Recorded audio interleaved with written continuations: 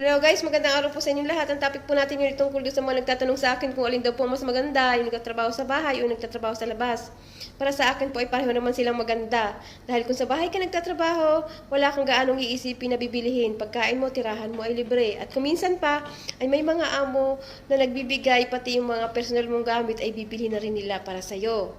Kaya nga lang po, syempre, kapag sa bahay tayo nagtatrabaho, anytime, pwede nila tayong tawagin para magtrabaho. Pero hindi naman lahat. May mga amo naman na mababait na alam nila na pagod ka na at natutulog ka na, hindi ka natatawagin.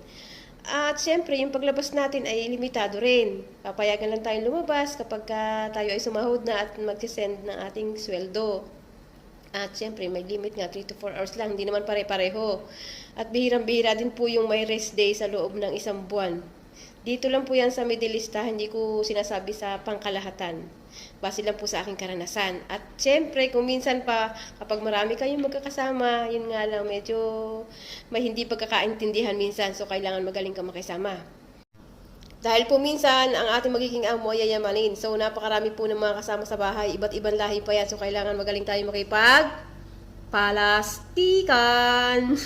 Yun lang po ang sikreto dahil talagang hindi maiiwasan ng hindi pagkakaroon ng aawayan. Nangyayari po talaga yan. Naku, talagang kasama yan kapag sa bahay ka o kahit sa labas pa. Kahit saan ka pumunta, kailangang magaling kang makiride on sa lahat ng taong makakasama mo, makakahalubilo mo. Baon-baon mo yung pasensya mo.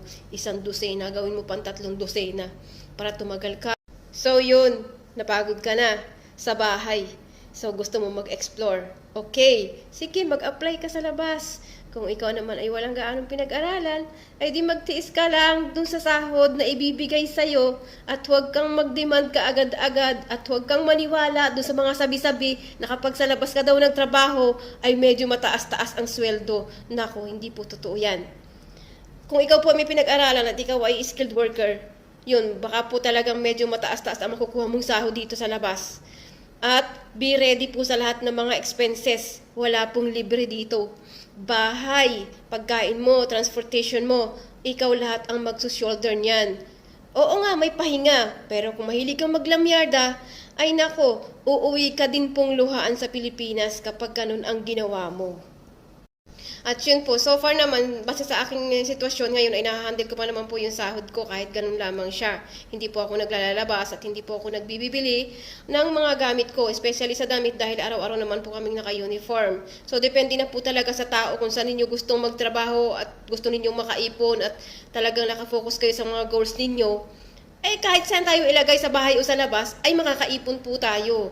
Yun lang po ang masasabi ko sa inyo. Ayoko po magsabi na dito maganda, doon hindi. Nasa realidad lang po tayo kung saan po tayo magiging masaya at magiging komportable at kung saan po tayo makakaipon ay doon po tayo magtrabaho. Yun po ang pinaka-importante, hindi po ang sasabihin ng ibang tao sa inyo.